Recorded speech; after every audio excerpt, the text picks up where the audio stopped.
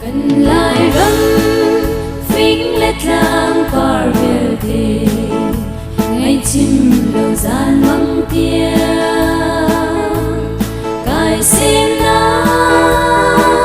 sung thâu cần rung in tê kha Dot minula pa uli na hanan dam chawn ha mo hakanat ni long lom ten ng kukanit la in ha tual sung thong karak chimlai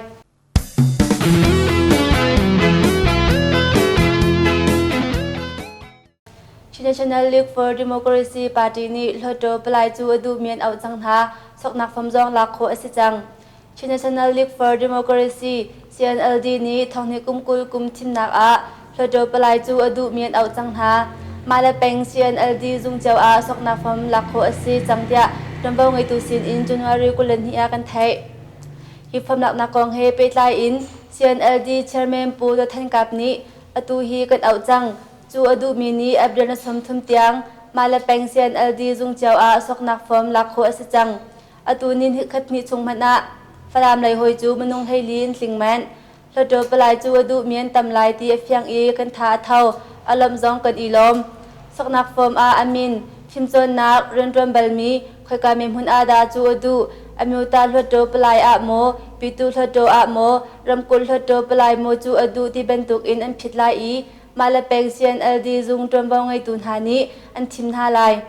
chu Central Executive Committee sin an chwapi lai i fetar sate lai tia ta kha po za chim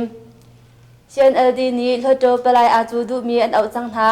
ta chun nak a menung tampi ni an sok lai thantlang in manung pali halkha in panga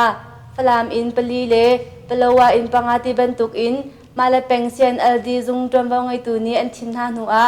ECE ni afet dal te lai tia kan thai